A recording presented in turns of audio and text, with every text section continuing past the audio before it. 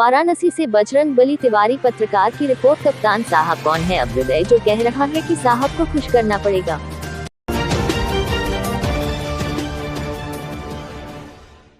कप्तान साहब लंका थाने के अंतर्गत कौन है अभ्युदय जो फरियादी से कह रहे हैं साहब को बिना खुश किए नहीं होगा काम। ऑडियो में कैद हुआ थाने का हकीकत। साहब को फरियादी के मोबाइल से लगता है इतना डर, फिर भी नहीं कर पाते निराकरण। फरियादी लगा रहा है कई महीनों से कई थानों का चक्कर, अब तक निष्कर्ष नहीं, आखिर कारण क्या। वाराणसी के लंका थाने पर आखिर कौन है अभ्युदय जो फरियादी से कह रहे हैं साहब को खुश कीजिए काम हो जाएगा।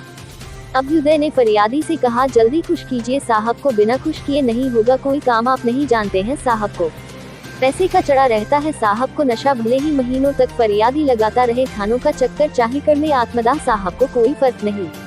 उत्तर प्रदेश के मुख्यमंत्री व विभाग के उच्च अधिकारियों से मिलने के लिए मजबूर कर देते हैं, ऐसे देवदूत कहते हैं, तब तो आपका काम 100% हो जाएगा, आप अवगत कर दीजिए।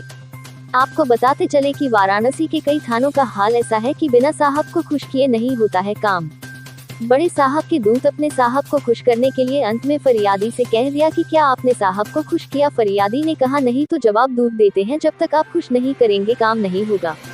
आखिर साहब को खुश करने के लिए फरियादी कितने का चढ़ावा चढ़ाए। वही बड़े साहब जैसे ही अपनी फरियाद लेकर थाने पहुंचते हैं तो साहब कहते हैं सामने से मोबाइल हटा लीजिए, डर लगता है, आखिर क्यों, क्या हो सकता है मुख्य कारण। फरियादी अपना फरियाद लेकर जैसे ही पहुंचते हैं साहब के दूत उनके आगे पीछे साहब को खुश करने के लिए फरियादी से कुछ लेने के चक्कर में पड़ जाते हैं। लगभग 35 लाख के मामले में लगभग 35,000 के चावे के इंतजार में पुलिस की ऐसी हकीकत सामने आया है कि उत्तर प्रदेश के मुख्यमंत्री जी भी ऐसा कभी नहीं सोच सकते कि सरकारी कुर्सी पर बैठे अधिकारी इस तरह का खेल कर अपनी जेब भरते हैं। कप्तान साहब जल्द हो ऐसे अधिकारी पर उचित कार्यवाही ताकि फरियादी को मिल सके न्याय। ऑडियो व फोटो आया सामने, मामला गंभीर, बड़े साहब चढ़ावे के इंतजार में अभी भी। आप अपना परिचय बताइए। मेरा नाम नेहा खुराना है, मेरे पति का नाम राहुल खुराना है। लंका थाने पर किस तरह का मामला लेकर के आप लोग गए हुए थे वहाँ पर? ये हमारा पैसे का मामला है, 40 लाख रुपए की बात है। हम लोग को पुराना पुश्तैनी मकान जो था वो सेल आउट करके नया मकान लेना था। जो उनके दोस्त हैं उनके थ्रू मकान ले रहे थे, वही पैसे। दोस्त का क्या नाम है जो है? रामेश्वर साहनी। तो उन्होंने क्या किस तरह से आप लोगों को दिग्भ्रमित किया, यह आप बताएं हमें। वो हमारे इनके पुराने दोस्त थे, उन्होंने बोला कि हम इसके बदले आपको अच्छा मकान दिला देंगे। वो मकान भी दिखाया उन्होंने, 65 लाख का वो मकान था जिसके एवज में हम लोग 36 लाख रुपए उनको दे चुके थे। बाकी जितना पैसा था वो बोले कि हम बैंक से फाइनेंस करा देंगे, तो हम लोगों ने बैंक के थ्रू उनको सारा पैसा दे दिया। वही पैसा वो 20 लाख रुपए वो फिर जिसका क्या इसके पहले भी आप लोगों ने अपने नजदीकी थानों पर इसकी सूचना या शिकायत दर्ज कराई थी? 2 महीने से हम लोग दौड़ रहे हैं, कुछ कार्रवाई नहीं की जा रही है। क्या कहा जा रहा है थाने पर? वो पैसे का मामला है, कभी उधर कभी इधर, कभी इस थाने, यहाँ का मामला नहीं है वहाँ का। क्यों कई थानों पर जो है कि अलग अलग आपको विभाजित किया जा रहा है कि आप इस थाने पर जाइए और यहाँ जाइए, आखिर उसका मुख्य कारण क्या हो सकता है? कह रहे हैं कि आपका ये थाने के अंतर्गत नहीं आता, वहाँ जाइए, लक्सा में आता है, लक्सा जाइए, लक्सा वाले इधर भेज रहे हैं, ये भिलूपुर वाले इधर भेज रहे हैं, भिलूपुर वाले कह रहे हैं मेरे पास नहीं आएगा, वो लंका जाइए, आप जहाँ रहते हैं वहाँ जाइए। एक्चुअली जहाँ हम रहते हैं वही ना कंप्लेन करेंगे, हम कहाँ जाएंगे। अच्छा, थाने पर गए तो कुछ कांस्टेबलों ने आप लोगों के साथ दुर्व्यवहार किया, उन्होंने कहा कि साहब को चढ़ावा चढ़ाइए, इस संबंध में आप क्या कहना चाहेंगे? कि कुछ खर्चा करिए तो आपका कार्रवाई हो जाएगी। साहब लोग का कुछ तो खर्चा लगेगा ना। क्या आप इसको मानते हैं कि अगर साहब लोग इस काम में जो है कि हाथ लगाएंगे तो उन्हें कुछ खर्चा चाहिए? क्या यह सही है या गलत है? सही है।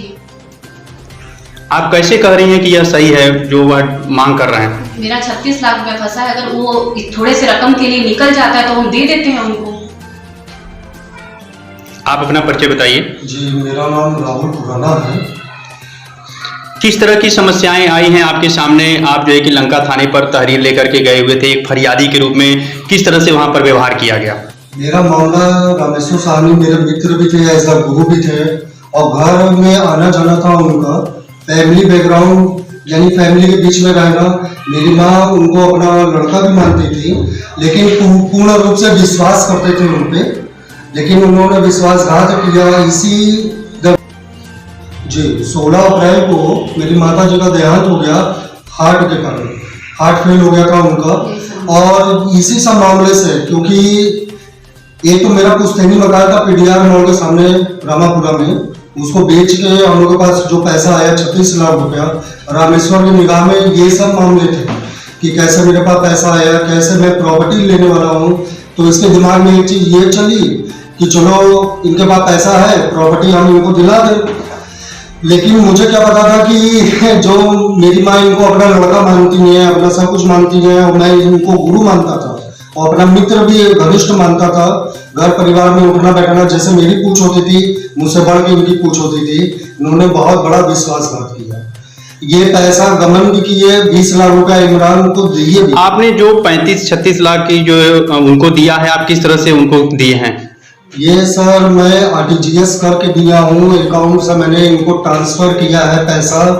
और 20 लाख रुपया इन्होंने जो प्रॉपर्टी इन्होंने दिखाई थी कदवा पोखरा चितईपुर पे, इमरान सिद्दीकी के नाम से है वो प्रॉपर्टी। रामेश्वर साहनी ने मुझसे 20 लाख रुपया लिया, फिर वो इमरान को 20 लाख रुपया ट्रांसफर किया। बाकी शेष जो राशि 16 लाख रुपया है, इन्होंने अकाउंट से मुझसे अलग से ली। बाकी 2 लाख 3 लाख करके इन्होंने ऊपर से भी पैसा लिया। अभी तक आपने इस संबंध में शिकायत कहाँ पर किया? आपने किस तरह से विभाग में शिकायत किया इसकी? सर मैं सबसे पहले तो गया लंका थाने। वहाँ पे जाने के बाद जो एसओ साहब थे उन्होंने बोला कि ये मामला मेरे संज्ञान में है, मैं देख ले रहा हूँ उनको। मैं वहाँ पे 4 घंटे आपके माध्यम से जो रिकॉर्डिंग प्राप्त हुई है उसमें वहाँ के बड़े साहब ने कहा है कि आप अपने मोबाइल को हटाइए। इस संबंध में आप क्या कहेंगे? क्या वो मोबाइल नहीं रखना पसंद करते हैं?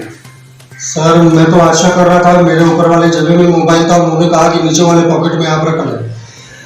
मैं बोला कि एक अधिकारी है, जब ऐसा बोल रहा है तो मैं मोबाइल नीचे कर दूं, उनको बुरा ना लगे।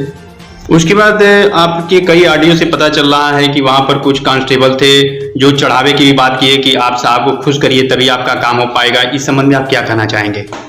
ये संदर्भ में यही कहना चाहेंगे कि ज्यादातर मामले जो थाने के जितने भी होते हैं वहां पे ये सब चीजें कॉमन है। जब तक आप यानी कि आम आदमी की पूछ लेंगे वहां पे, जब तक आप पूछ देंगे नहीं तो कुछ काम नहीं होता।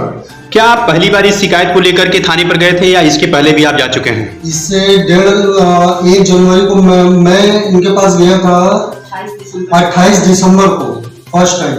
तो उसमें एक नए साल के उपलक्ष्य में वो बोले कि 1 तारीख आने वाली है, मैं बिजी हूँ, मैं समय अभी नहीं दे पाऊंगा।